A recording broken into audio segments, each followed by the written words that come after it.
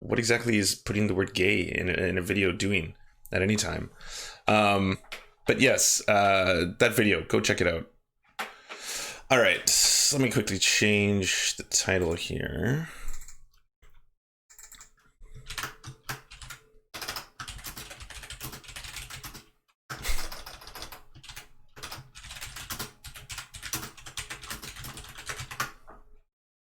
And this isn't clickbait. This is a real thing that is about to happen. I'm just going to change it on the other thing too.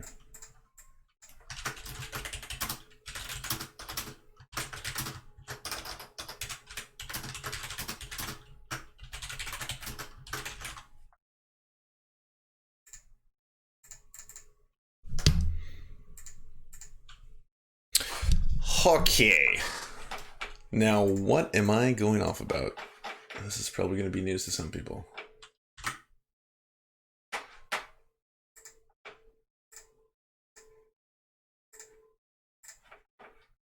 Let me say something quickly. I'm just going to make this reset, isn't it? Oh, no, nice.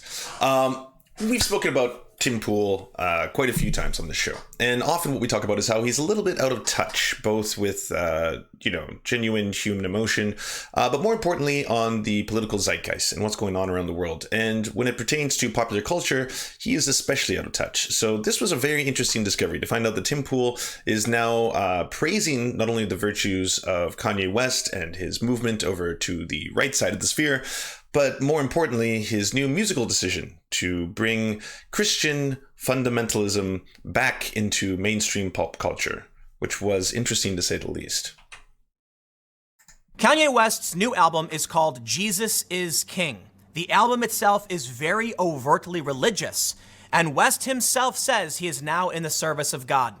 This is going to have a massive and profound effect on politics in this country. Not only is Kanye West a MAGA hat-wearing Trump supporter, he's announced he's going to be making his Yeezys here in the United States, and his new album, as he says it, is preaching the gospel in service to God.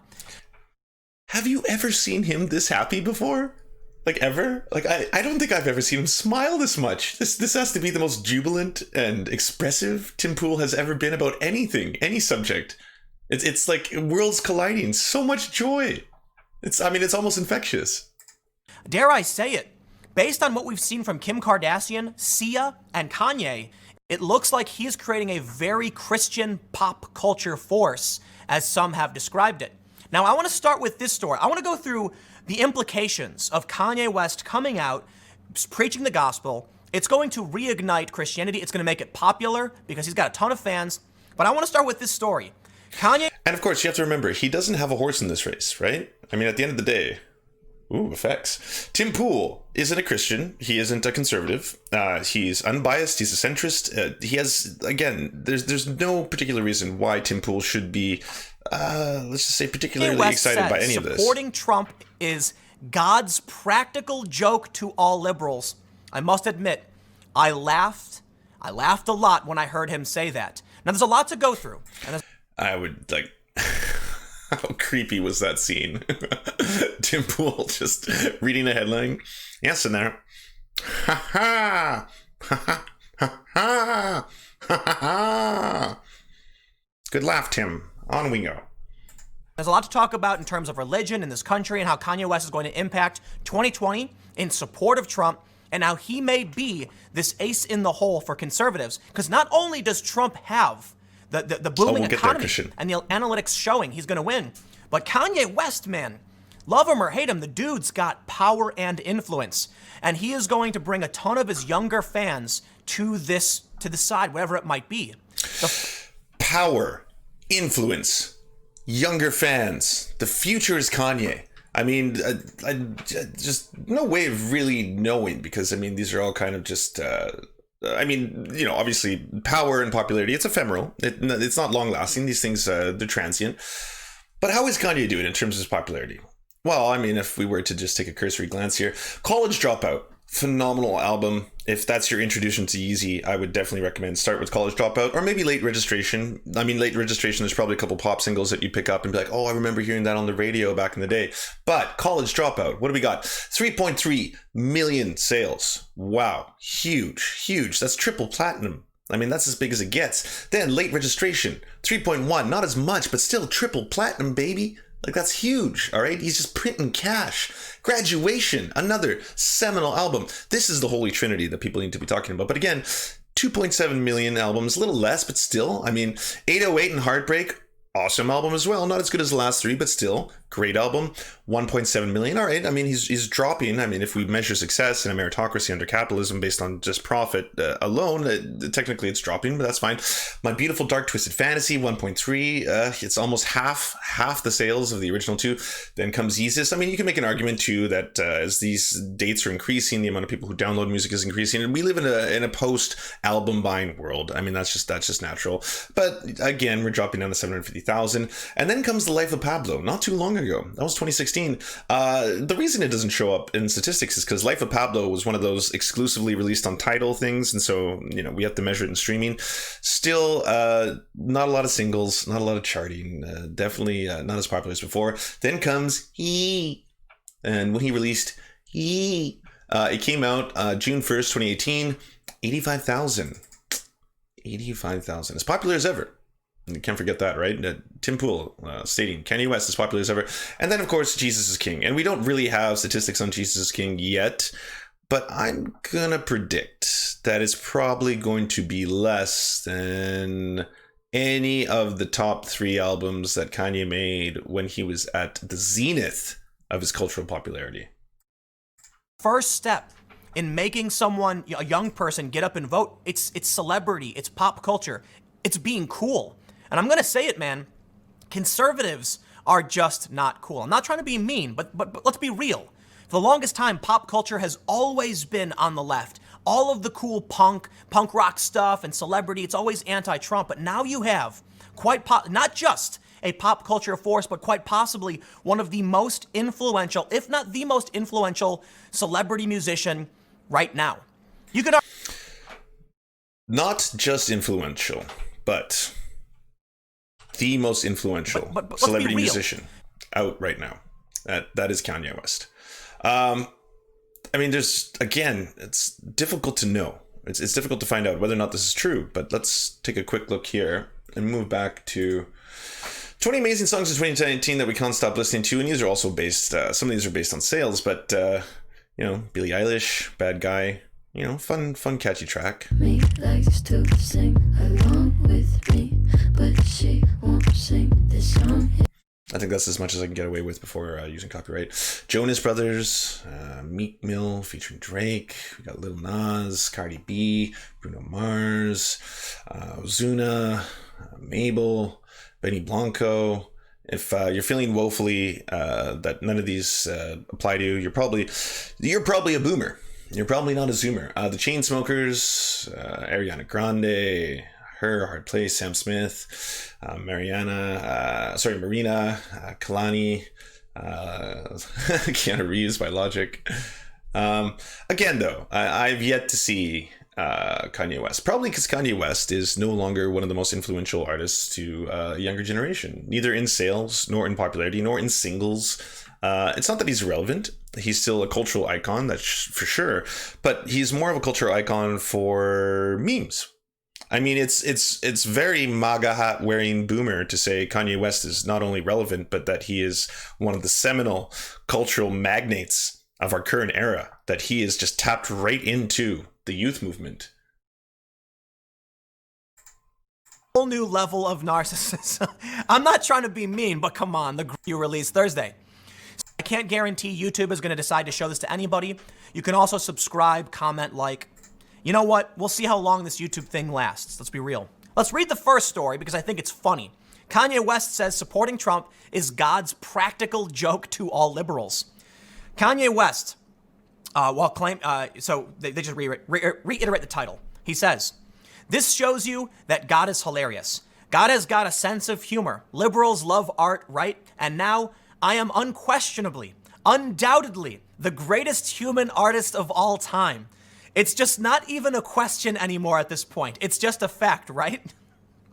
West told Apple Music's Zane Lowe on Beats One in an interview released Thursday.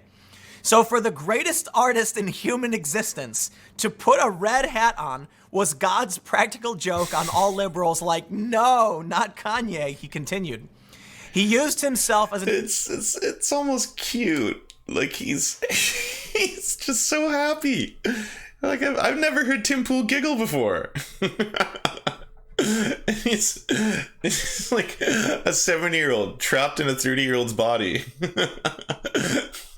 An example of someone saying something that culturally they're not supposed to say. I gotta hand it to Kanye West, man. That is a whole new level of narcissism. I'm not trying to be mean, but come on, the greatest artist, the greatest human art, the greatest artist in human existence. Bold statement. But then clearly his first exposure to egoism and the work of Kanye West in general. I think this was the first time he's opened an article or even heard of who Kanye West is. Come out and say it's God's joke with them saying, no, not Kanye. Dude's got confidence. And I'll say this, man. I am a secular liberal type, but I'm moderate. You know, I did grow up Catholic for a little bit and then moved away, and I am not overly theistic in any way. But here's the thing. We had a period in this country where, you know, Christian conservatives were very, very powerful and they had a lot to say. And that's kind of changed now. Trump isn't this overtly religious person for the most part. So here's where things start to fall apart. One, Trump is overtly religious for a simple reason: politics. I don't think he's even opened the Bible once. I mean, he brings it out as a prop. He uses famous passages as props. But if you were to press Trump on what is a single quote from the Bible that you actually enjoy or stand by, or not, you don't even have to give us like, you know, Genesis 1:29. But could you actually please give us a passage or a parable? I mean, even people who don't, or even people who haven't read the Bible probably can tell you a couple stories that take place inside of it, right? We're at a point now where... Have you heard the story behind Ninja Diantwood meeting Kanye and Drake? No, I haven't. And sorry, I will play your links. I'll just play them after. Where pop culture and media is very much against this Christian norm. It's shifted greatly. Kanye's kind of pushing back on that. So I'll say this, man, and I mean this is true. This is true for any religion. Okay, you have a right to practice what you believe without being insulted or smeared. We can argue ideas. You know, someone can criticize your idea. I think, you know, if you want to have a belief structure or whatever, that's your right in this country. This country was founded partly on freedom of religion. It takes a lot of guts to do what Kanye West is doing, to come out and push back on the major left-wing establishment, because as much as the left doesn't want to admit how much power they have, they look to the government and say the Republicans control everything. Okay, that's true. But culturally, and politics is downstream from culture, it is the establishment is overly left-wing and moving further and further left.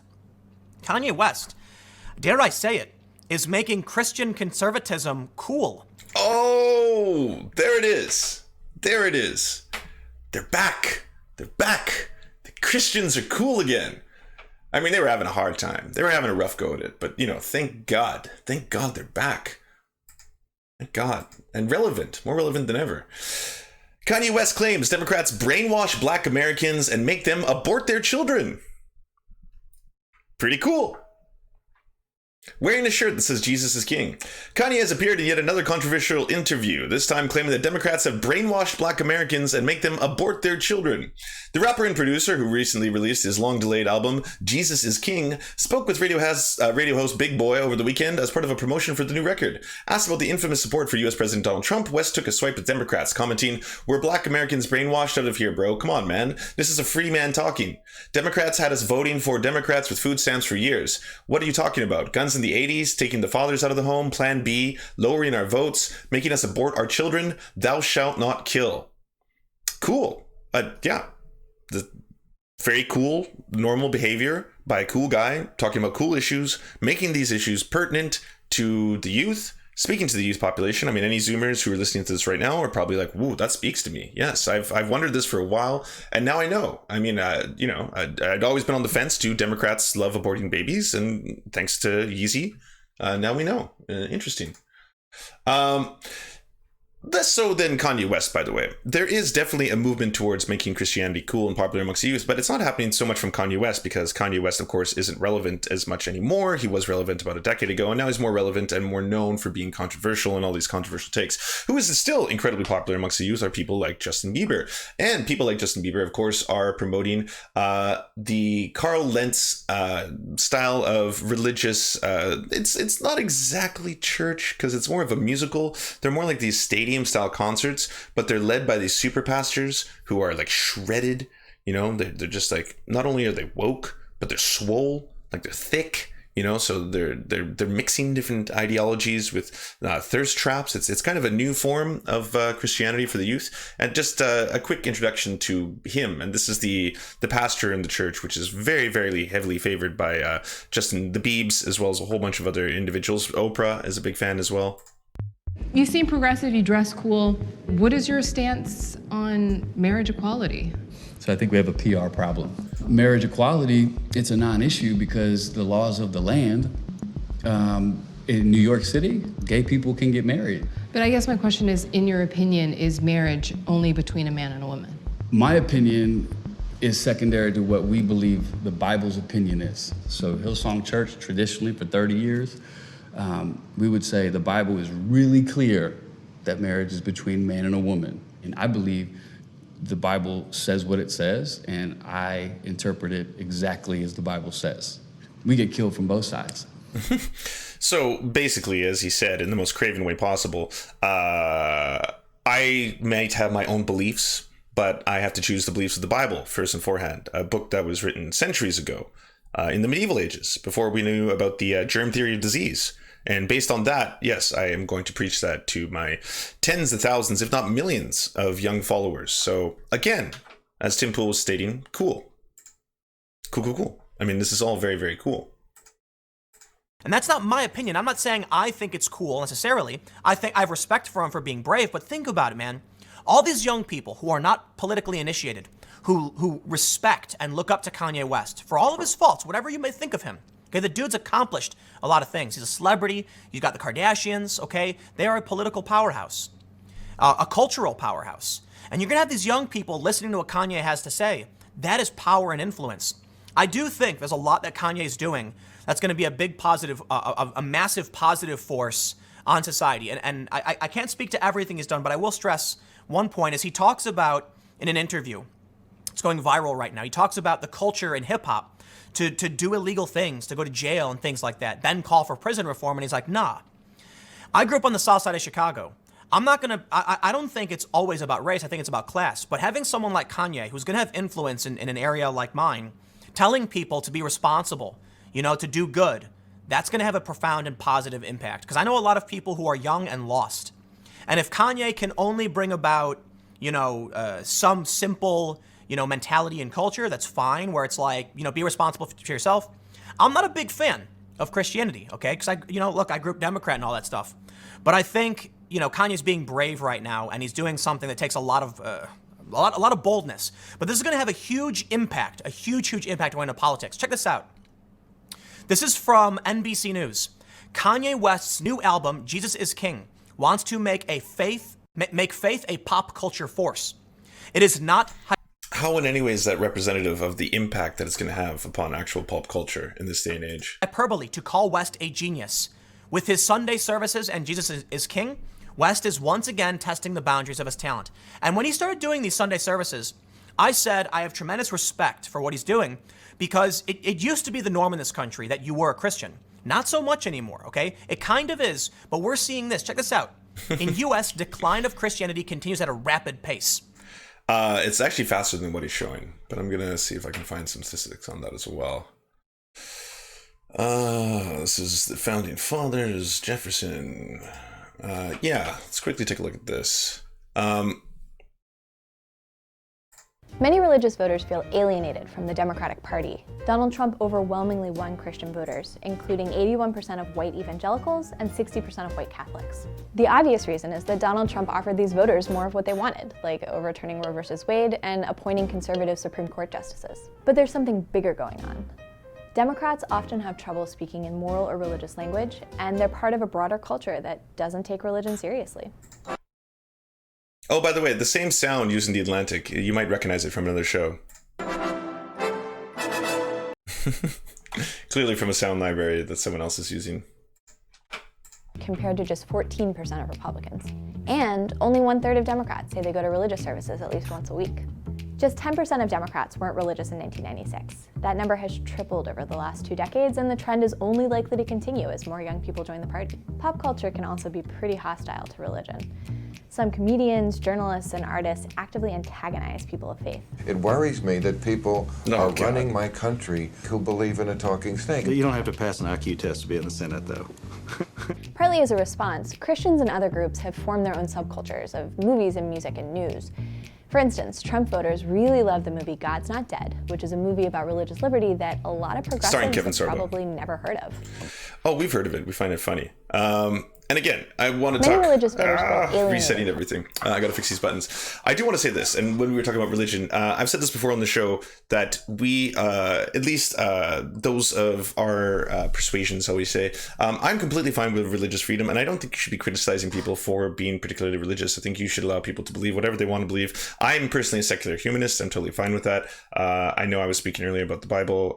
Did I say Middle Ages? Sorry, they were written in the Classical Age. I think they were translated in the Middle Ages somewhat shortly. But anyways, the three major monotheistic religions, and monotheistic means that they are religions based on one God, because before we had these three monotheistic religions, we had religions that were centered around multiple gods. Far more interesting, by the way, infinitely more fascinating to me. I would prefer to have a religion with multiple gods. In fact, we're working on it right now. We're trying to develop our own kind of religion.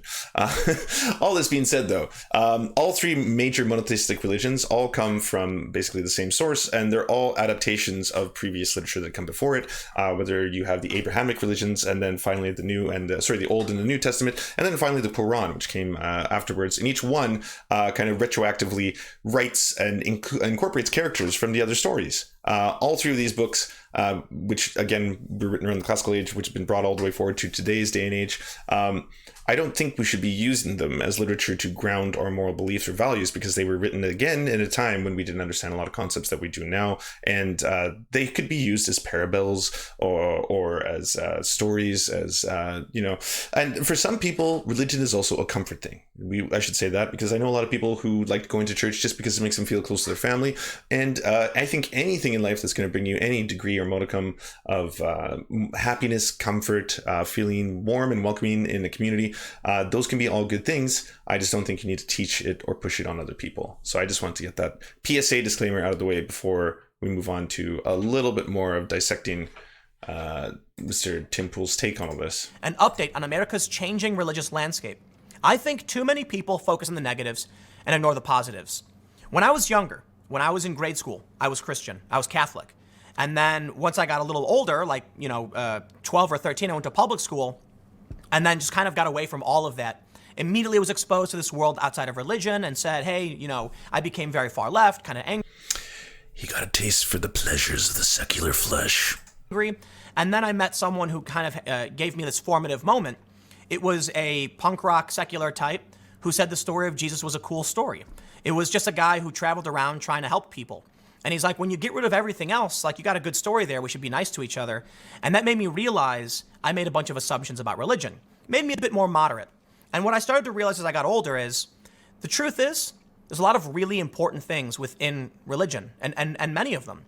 As the Ancient One said in the Doctor Strange film, when looking at these... So we were, 8 minutes? 8 minutes, 19 seconds? I think, it's a new rule of Pool that we're going to have to start using. That how long does he go before an appeal authority is basically referenced towards the Marvel Universe? Because it's kind of his go-to now for his appeal to authorities. It's typically the Marvel Universe. The last one we were learning about Thanos, and now we're learning about Doctor Strange. So yes, please go on. These books, everybody is seeing a part of the picture, but not the whole. I think the important thing we can do as a culture is recognize a lot of really important ideas came out of religion, and a lot of bad ideas did too, and we've done a really good job of reforming and getting rid of the bad ideas. And now we're at a point where we've retained mostly the good ones. And I'll give you one specific example that I love, and it's Blackstone's formulation. Many people, this is the idea that it is better that 10 guilty persons escape than one innocent person suffer. It is the basis of our innocent until proven guilty legal system. And many people believe it dates back to the story of Sodom and Gomorrah in the Bible, the story of Lot, that God would not destroy these towns if but one righteous person was among them. Admittedly, there's a bunch of bad ideas, but through this, we've kept many of the good ones. Okay, so there were ideas in the past, and I'm glad they exist today. So again, Tim Pool, we've said this before, famously centrist. He doesn't take positions on things, although now he does seem to be doing the old-timey, I should say, unification of politics and religion. So this is a new take, one we hadn't seen, or at least I hadn't seen from Tim Pool. I'm sure it exists. I know he's kind of fusing it now with some weird, pseudo-scientific, pseudo-historical combination of the Marvel universe with religion. But of course, he's also saying things like talking points we've heard from people like Ben Shapiro. The founding fathers, of course, believed firmly in religion, and because of that, we should be kind of using these as models, exemplary models, to teach our children and to move forward. First off, when it comes to the founding fathers, anyone who doesn't know this already, something very, very interesting that you could get your hands on, or you could even find a copy of it, is called the Thomas Jefferson Bible. The Thomas Jefferson Bible is a version of the Bible it's one of the only, I think, one of two religious texts made by Thomas Jefferson, in which he basically took the Bible and ripped out nearly half of it, and then kind of copied and pasted the whole thing together. Basically, what Thomas Jefferson was trying to do was to take out anything that was spiritual or supernatural in the Bible, and then to repackage it as a more less about mythology and parables, and more about historical anecdotes, thinking of Jesus as more just a real character rather than perhaps the Son of God. Now, why this is important? What the founding fathers really learned from the Puritans about religious freedom. This has some good quotes from some of the founding fathers, who nearly half of were slave owners. Let's bear that in mind as well. And so the Pilgrims landed in the New World and settled into Massachusetts colony, where they could be freely set up in their own little townships and the rule of religious doctrine. The earliest leaders of the colonies were often reverends and church leaders. The rule of law was God's law and was interpreted by the church leaders. That is from Embarkation of the Pilgrims by Robert Ware. Let's get to the founding fathers. Okay. As for the founding fathers themselves, they had diverse beliefs. And I think, for people who don't know this, the majority of the founding fathers, at least the key ones, were deists, in that if you were a deist, you're different than a theist. You still believe in an overarching celestial dictator probably looking down upon you, and that can take many different forms and shapes. But what's different between a deist and a theist is the deist doesn't necessarily believe that that person is tinkering, is basically a puppet master controlling your life and involving themselves, or itself, I should say, in everyday ordeals. And that was what a lot of like George Washington, Benjamin Franklin, Thomas Jefferson, Thomas Paine, they were all deists. And this separated them, perhaps, from the more religious orthodoxy that they were basically escaping. So in their own words, the citizens of the United States of America have a right to applaud themselves for giving to mankind examples of an enlarged and liberal policy, a policy worthy of imitation. It is now no more tolerant. It is now more that toleration is spoken of as it was by the indulgence of one class of people that enjoyed the exercise of their inherent natural rights. For happily, the government of the United States, which gives to bigotry no sanction, except if you own slaves, the persecution no assistance, requires only that they who live under its protection should demean themselves as good citizens. George Washington. Have you considered that system of holy lies and pious frauds that has raged and triumphed for 1500 years? This is John Adams. This would be the best of all possible worlds if there were no religion in it. John Adams. Can a free government possibly exist with the Roman Catholic religion? John Adams. They preached this is Thomas Jefferson. The preachers dread in advance of science as witches do the approach of daylight, and scowl on the fatal harbinger announcing the subversion of duperies on which they live. When a religion is good, I conceive it will support itself, and when it does not support itself so that the professors are obliged to call for the help of the civil power, 'tis a sign, I apprehend, of it being a bad one. Benjamin Franklin. All nationalized institutions of churches, whether Jewish, Christian, Turkish, appear to me no other than human interventions set up to terrify and enslave mankind and monopolize power and profit. Thomas Paine. So yes, these are the founding fathers. Now, you might confuse this a little bit with the concept of Judeo-Christian values, which of course people like Ben Shapiro, and now I'm guessing I'm getting a little smidgen of Tim Pool as well, seem to want to say. Judeo-Christian values, this association between the two and using it as a propagation, I should say a form of propaganda that the West and a lot of the values of the United States and the success of Western influence around the world has to do with a combination of two religions, actually has its history in post-World War II. It wasn't really seen or associated before that time, but it was after that time, with the combination of obviously the establishment of the Israeli state, that we started seeing that expression and an association between both the West and Israel, and the association between the two religions as well, which is also quite fascinating.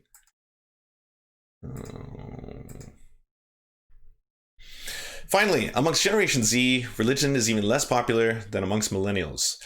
The average American teen who identifies as an atheist is double that of the adult population. It's 13% versus 6%. That's still not that much for all this. Hey, lads, not sure you've seen this as one man campaign from Corbyn. Oh, nice. Corbyn already has one. Fantastic. I will play that. Yeah, I don't think I have too much more to go into Mr. Tim Pool on the subject. I haven't finished the whole thing. He talks about Sia a lot. An early iteration of Kanye West's Sunday service. And I gotta admit, this tweet is beautiful. The people singing, there's unity. You're telling lies. Saying the founding fathers didn't like religion is like case insane makeup. Well, I don't know if you just tuned in or you didn't listen to anything I just said. I said that they were different from the Orthodox religions that they were actually fleeing. They were into deism, which was separate from theism. And that's why I think associating them as basically Christian institutional doctrine, or associating them as the founders, when people say the founding fathers of the United States were not only deeply religious, but that they held religious to be a high virtue, is disingenuous to say the least.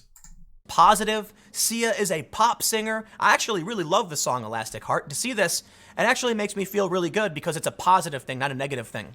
And I think if more people can come together like this to see these celebrities now meeting in a church group, I actually really like that idea. There's a complicated relationship between the left and the right when it comes to religion. But I think if we just try and talk about not hating each other and talk about, you know, what I was saying, the story of Jesus being a dude who wanted to love everybody and bring people together, man, you got a great story. And in fact, many people on the left like to cite Jesus as an example of why the corporatist Republicans are bad. And I'm like, yeah. It is easier to fit a camel through the eye of a needle than for a rich person to enter heaven. I believe there's a lot of really interesting points in religion the left could actually get behind.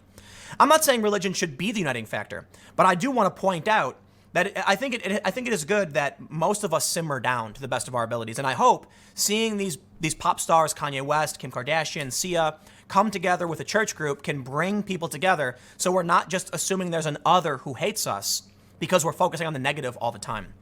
But more importantly than this, so the reason I highlight this is because you have celebrities now with Kanye West, okay? Think about this. It's not just Kanye West coming out of the Trump supporter and doing these Sunday services. It is Sia. Now, of course, you got Kim Kardashian. She's married to Kanye West, and her family, they're gonna come out in this way. But now having Sia as well, this is back in May, I think, don't be surprised if you see many more celebrities start talking about faith and start being open about how they really feel and sort of showing us a crack in that foundation of this system where people are scared to speak up. In a really interesting article in Vice, so I do want to highlight this, right? The reason I highlighted the Pew thing is that Christianity is on a rapid decline. I think Kanye West might reignite this. I mean, people look up to that dude, right? Check this out. A story from Vice asks about Kanye West, him being, Christian now. And there's a quote from a faith leader who says this: if you want to do anything with black people in this country, you still have to go to or go through a black church.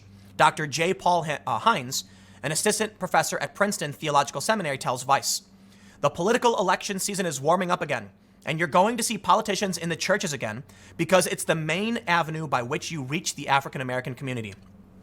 Bill Maher the other day did a segment where he pleaded with Democrats not to go crazy. In it, he said Beto O'Rourke wants to tax the church if they don't agree to perform same-sex marriages. What Bill Maher said was he also wants to tax churches, but he's not running for president. And he said for Beto, do you think that's going to go over well in a black church? And the answer, well, I'm not going to tell you what the answer is, but that's Bill Maher's point. But here we can see from a Princeton professor, if you want to do anything with black people in this country... For anyone who missed it, by the way, Bill Maher did go on a diatribe yesterday, and it was probably one of the most transphobic things that Bill Maher has ever gone down. And the entire crux of his argument was that at the end of the day, we should be accepting the lesser of two evils in every situation. So I don't want to hear anybody complaining about whether or not Elizabeth Warren is too woke or stuff like that. It was fucking atrocious. You still have to go to or through a black church. Kanye West is sort of dominating this space. Not only is he saying it's a joke that he's wearing that MAGA cap, all in for Trump, he's now hosting Sunday services. Get that shit out of here. I got a lot of respect for him because while I think there are a lot of bad ideas in religion that I'm scared by, I think for a lot of communities that have no leadership, like my community, and I'm not talking about racial communities. I was in a mixed neighborhood. We could really use leaders of any sort to come in and say, be responsible, be respectful, do good, and preach good. There are a lot of bad people who take religion to dark places, and we've seen it around the world, and it's scary. We got to push back on the bad ideas. And we can't just say literally every idea is bad. Not every iteration of every idea is bad. And that goes for social justice too. This idea that we can create a more equitable and equal future, it's possible and it exists, but there are bad people who are at the reins. And they're pushing forth this fake version of what we're truly talking about. When we talk about equality and social justice, we're really just talking about justice and equal rights and opportunity. Instead, you have people who are pushing cancel culture, who are telling you to bend the knee, and then they smeared Kanye West like crazy for coming out and talking about how he supported the president. But listen, it is not just that Kanye West is doing this religious stuff. He's gonna make Yeezys in America. This dude, I don't know what happened with Kanye West. It must have been Candace Owens, maybe. He put out that tweet one time where he said he loves what she's saying. And I do respect a lot of what Candace Owens says. Granted, I've directly criticized her in full segments where I talked about, she mentioned something about burning the flag, and I'm not going to tell you and the moves he's making don't want to for conservatives. Rasmussen is typically considered biased in favor of Trump. But they say in August, Trump's support up this week among black voters. Whether or not you trust Rasmussen, Zogby said something similar. A lot of people are saying it's not true. The left counters this point. It's fine. Ignore this then. Ignore Rasmussen. What do you think's going to happen when Kanye West comes out and says, go vote for Trump? There are going to be a lot of people in the black community who probably didn't vote before who are going to be like, yo, Kanye's the man. And they'll go do it. There are a lot of people who don't like. I was basically waiting for it. I was like, at some point, he's going to do some code switching, and I knew it would come. It didn't come until like 2033. But there's going to be some black people that go into the communities for the first time, and they're like, yo, let's vote for Trump. We got this. Thanks, Tim. Thanks, Kanye. Thanks for changing the paradigm. Again, Tim Pool, cultural epicenter of the world, at the forefront of any, pop culture trend. Watch out, Democrats. Tim and Kanye, they're coming for you. All right, let's see this new Jeremy Corbyn ad. Oh, thanks, Canadian Populist Left. Appreciate you.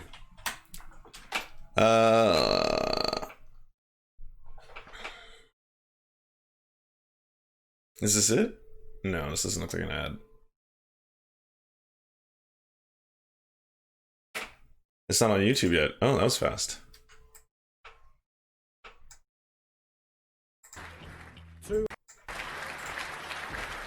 Jeremy Corbyn, 251,000. Poverty isn't inevitable. Things can and they will change. Dementia tax, gone. Millions losing their winter fuel allowance, gone. Fox hunting ban, gone.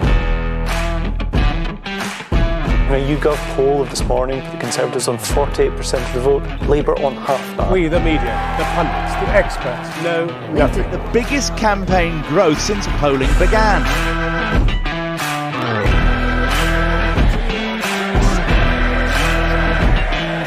And in that election, we will commit to unleash the biggest people-powered campaign we've ever seen in this country and in this movement. I ain't gon' fire on, catch a fade you, I'm wrong, I'm gone. Y'all can catch the wave that I am on, I am icon. Y'all are wide wrong, think that I'm a reconcile born, so ain't nothing to it though. This is on me, ain't got much to do with who you know. Keeping it true to form 10 L's into a milli though. But they already knew that those for well to your opinions, know that he is. We achieve all of these things by being a party and a movement totally and absolutely united to our common cause and purpose. I'ma show you who I am unbreakable. I don't think you understand. Watch me escape it all. I'ma show you who I am.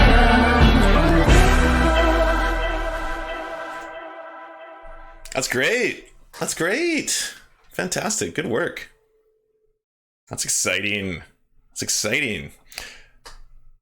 People power, get the fuck out. We don't need another people. This is Little God. It's so hip. Yeah, I agree. I mean, power to the people, but at the same time, Jeremy Corbyn is kind of something that the people are going to unite behind. I mean, I'm for Bernie Sanders getting into power. I'm for Jeremy Corbyn into power. I'm for Jagmeet Singh getting into power. Well, at the same time, you got to combine those, obviously, with grassroots movements as well. Okay. And then the last thing I had on my docket that I have to watch before we can get all to the super, super fun stuff is just a little bit from everyone who doesn't know about Ray Ramsey's, by the way. Shame on you, first off. Allow me to shame all of you. But Ray Ramsey is probably the best bread tuber currently making information on global warming, South America, Chile, all that kind of stuff. And every single thing that Ray Ramsey puts out has been phenomenal. So I want to help promote Ray's work. And let me say the root of global unrest. I'm sure we'll help explain a little bit. Next week, by the way, I'm traveling for 1 month to South America. And my plan was originally to go from Colombia to Peru to Chile. I wanted to do some groundwork in Chile, film the events that are going on there, because right now there's a huge, basically, people's uprising going on in those places. But new sub head tilt. Sorry. Thank you very much. I apologize. The only problem right now being is that Chile apparently, and I still have my flights booked for there and everything, is getting more and more dangerous by the day. So I may have to reroute going straight to Santiago, which is where I was planning to go. That's where my dad's from. My dad was born in Santiago. I'm frightened. I've been in very dangerous places before, but this one is getting worse by the day. So if it gets too bad, because there's actually a travel warning to actually go there, I'm going to... actually, no, I'm not scared. I can't be scared. I have no spine. That's one of the benefits of being an invertebrate, is we don't feel fear. Only water and salt. Puede hablar en español? Sí, en pequeño. Yo estudiar ahora.